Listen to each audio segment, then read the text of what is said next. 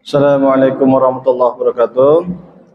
Alhamdulillah wassalatu wassalamu ala Rasulillah wa ala alihi wa sahbihi wa mawala amma ba'du. Sedikit kita lanjutkan terkait beberapa hal yang penting-penting saja.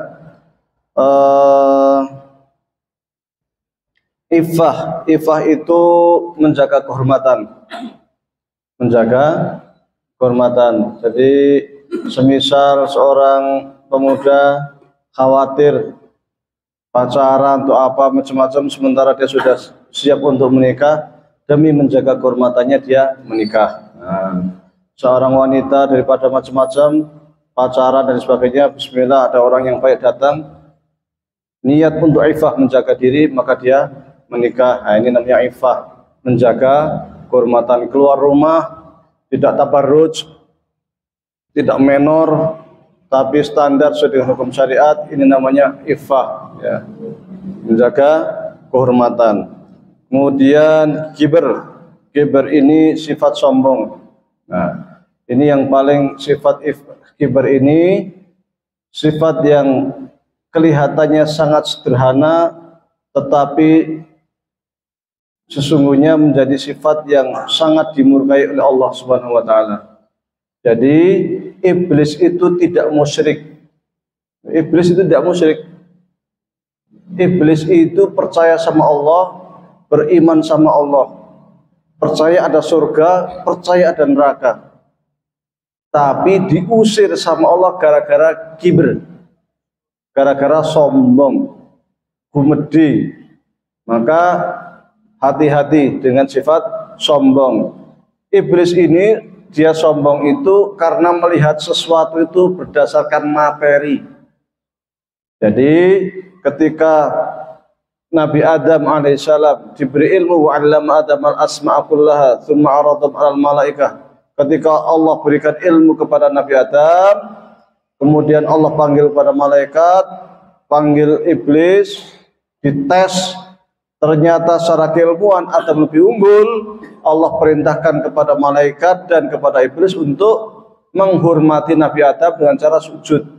Jadi dulu kalau menghormati sesuatu itu caranya dengan sujud. Tetapi syariat Nabi Muhammad kita tidak diperbolehkan bersujud kepada sesama manusia. Nggak boleh, sujud itu kita hanya kepada Allah. Tetapi sebelum syariat Nabi Muhammad, kalau menghormati orang lain itu dengan sujud. Termasuk dulu ketika Nabi Yusuf, ya, Nabi Yusuf di Mesir, teman-temannya ketika Nabi, ternyata kamu Yusuf, ya kan, ketika sudah datang ke Mesir itu, ternyata Yusuf ya jadi menteri, mereka sujud semua kan, menghormati menterinya yang ternyata saudara sendiri yaitu Yusuf. Dulu iblis sama malaikat juga diperintahkan untuk sujud. Malaikat sujud, tetapi iblis karena sifat kibir nggak mau. Karena melihatnya pada materi, ngapain saya menghormati Adam? Adam diciptakan dari tanah, saya melihat kok Adam diciptakan bagaimana. Tanah saya injak-injak terus, saya dari api, saya lebih baik dari Adam. Ini lihatnya materi. Padahal esensi manusia, esensi kehidupan, baik manusia atau jin lah ya, itu bukan pada materi, tapi takwa. Maka Allah mengatakan, inna akramakum indallahi atqakum. Sebaik-baik manusia itu yang paling bertakwa, bukan pada materi. Kalau pada materi, wah sing paling mulia wong sing sugih konglomerat. Tapi alhamdulillah yang mulia itu bukan materi tetapi ketakwaan, sehingga siapapun punya kesempatan untuk masuk surga. Siapa saja, bisa jadi tukang sapu lebih mulia daripada para pejabat. Bisa jadi, sangat mungkin sekali. Pada masa Rasul pernah ada cerita orang mbok-mbok ibu-ibu kerjaannya suka nyapu masjid. Jadi kerjaannya itu nyapu masjid, bersihin masjid gitu. Para sahabat, sebagian sahabat melihat paling cuma penyapu masjid. Kan agak remeh itu, sedikit agak meremehkan gitu. Melihatnya di mana? Di posisi jabatan kan. Bukan sahabat besar kayak siapa Umar, Utsman, kan sahabat-sahabat yang selalu mendampingi Rasul. Dia cuma penyapu masjid. Suatu kali si ibu-ibu ini karena udah tua renta punya masjid, kok nggak sholat di masjid, hari kedua nggak sholat di masjid, hari ketiga nggak sholat di masjid. Rasul kalau habis sholat jamaah menghadap ke makmum. Menghadap makmum itu ada banyak tujuan. Salah satu tujuannya itu ngabsen. Oh, iki kok ora teko. Loh, iki kok nggak datang kenapa? Ini nggak nampak. Kalau sakit ditengok. Hanya ibu-ibu ini biasa nampak kok nggak nampak. Akhirnya nanya Rasul, itu ibu-ibu yang biasa sholat di sini yang bisa sukanya ke masjid itu kemana ya?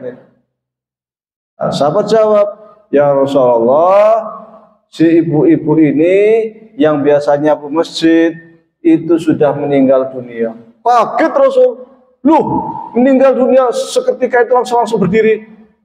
Kenapa kalian tidak memberitahukan saya? Kenapa saya nggak dikasih tahu? Sampai 3 kali Rasul mengatakan, kenapa saya nggak dikasih tahu? Takut sahabat kan? Tunjukkan di mana kuburannya. Langsung ditunjukkan oleh para sahabat kuburannya ibu-ibu ini. Di kuburannya situ Rasul sholat gaib, sholat jenazah. Ya, sholat situ. Maka sebagian ulama membolehkan sholat jenazah di kuburan itu di antaranya menggunakan dalil ini. Nah, padahal menurut pandangan sahabat lain, cuma penyapu masjid. Tetapi bukan itu. Hati yang dilihat manusia itu hati. Siapapun bisa masuk surga. Siapapun bisa mendapatkan kemuliaan. Meskipun di dunia mungkin profesinya itu rendah. Menurut kita rendah. Tapi bagi Allah kan belum tentu rendah. Pernah suatu kali, saya tuh suka senang cerita sahabat. Rasul itu ketemu sama sahabat. Sahabat ini namanya Abu Sa'id Al-Khudri. Abu Sa'id ini tukang batu. Tahu sendiri ya tukang batu ya? Wah cetok. Tangannya kapalan. Kapal tok tangannya. Bukan hanya pesawat, pokoknya sekapal tok. Keras tangannya itu, kapalan.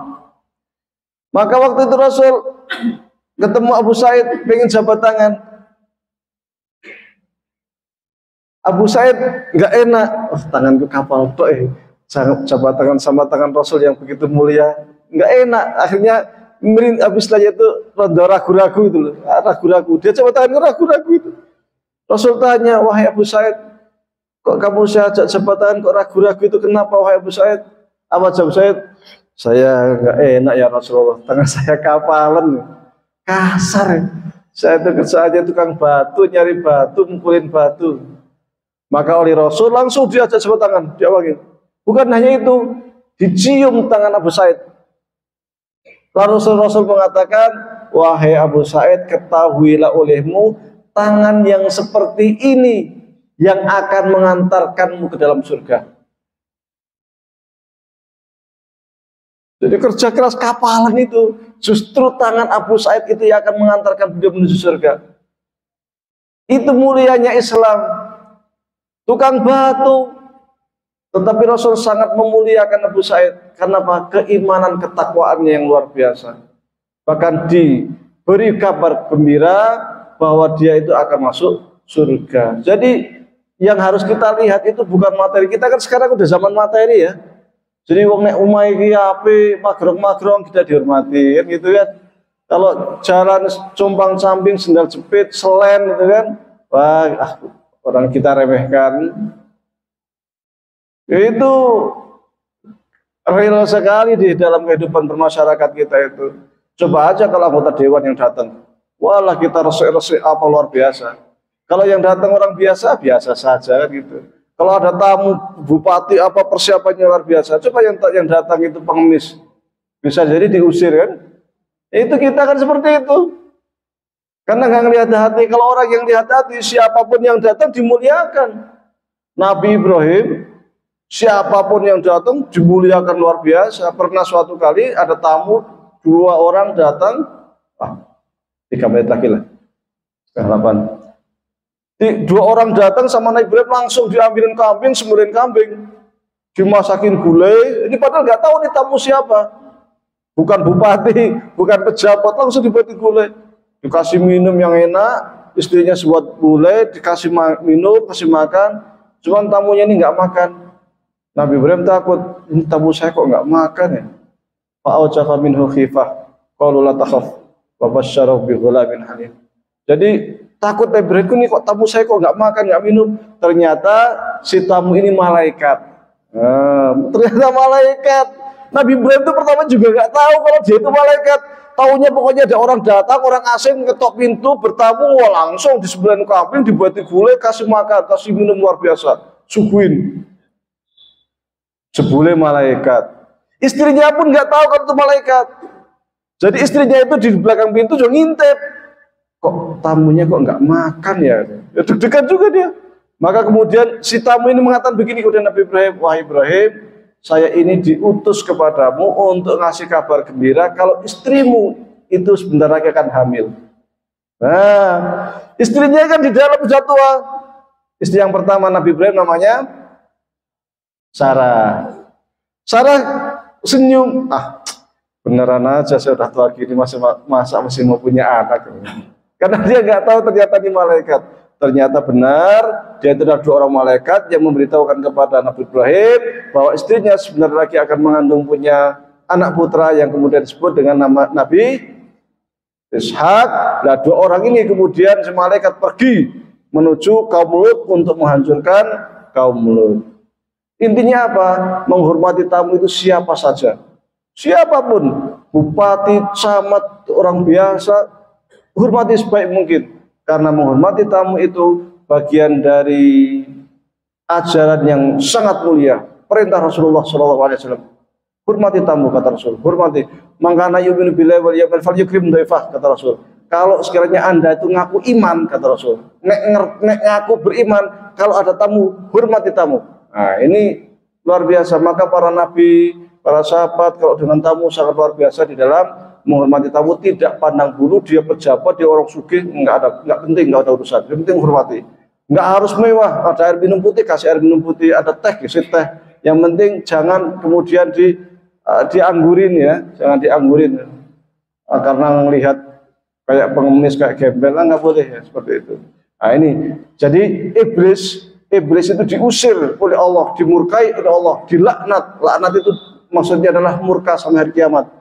Tidak akan masuk surga iblis, bukan karena iblis musyrik, enggak. Iblis tidak musyrik.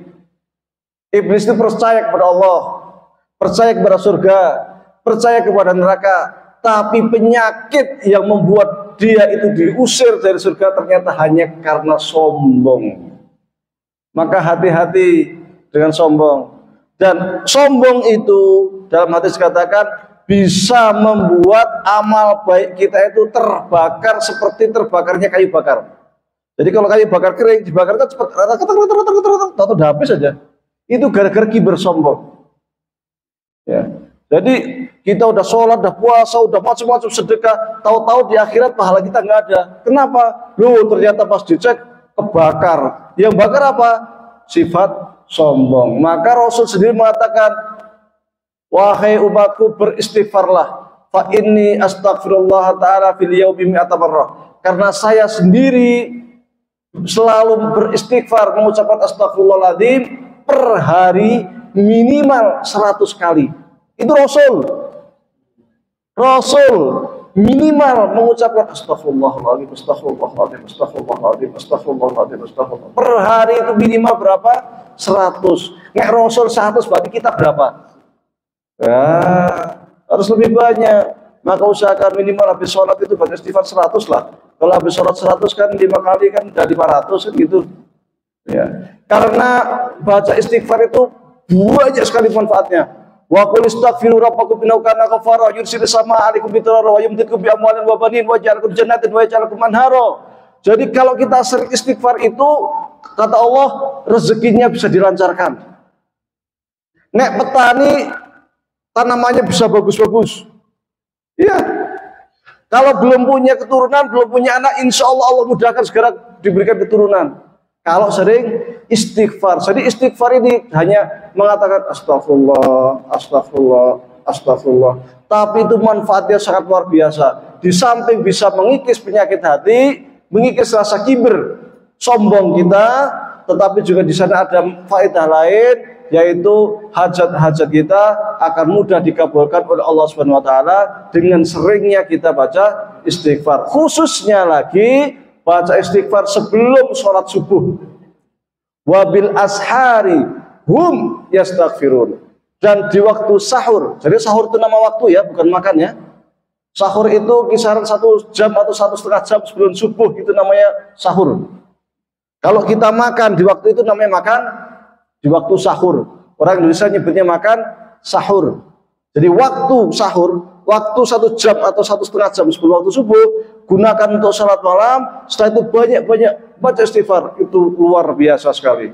Tambah tenang hatinya, tambah pena. Mudah-mudahan dengan itu rezekinya juga diberikan kelancaran. Taib, mudah-mudahan bermanfaat. Mudah-mudahan Allah berikan kemudahan untuk urusan kita semuanya. Diberikan keberkahan dalam hidup kita. Dijadikan keluarga kita sakinah mawaddah warahmah. Anak-anak kita menjadi anak-anak yang soleh-solehah. Allah berikan ilmu yang bermanfaat. Yuntafak bihi untuk keluarga kita, untuk agama kita, untuk masyarakat kita. Allah berikan rezeki bagi kita, rezeki yang melimpah, yang barokah, supaya kita bisa berangkat ke Mekah dan ke Madinah. Mudah-mudahan rezeki yang masih jauh segera Allah dekatkan, yang masih di langit Allah turunkan, yang di bumi Allah keluarkan. Mudah-mudahan akhir hidup kita akhir hidup yang husnul khatimah. Di akhirat kita dikuatkan, ditetapkan iman kita, mendapatkan syafaat dari kanjeng Nabi Muhammad SAW, dibangkitkan bersama para nabi, orang-orang soleh, para syuhada, diselamatkan dari siksa kubur, diselamatkan dari siksa neraka, dimudahkan dalam siratnya, di dalam mizannya, di dalam hisabnya, dimasukkan ke dalam surganya, diangkat derajat kita dunia dan akhirat. Amin Allahumma amin. Aqulu qouli hadza wa astaghfirullah wa lakum. Assalamualaikum warahmatullahi wabarakatuh.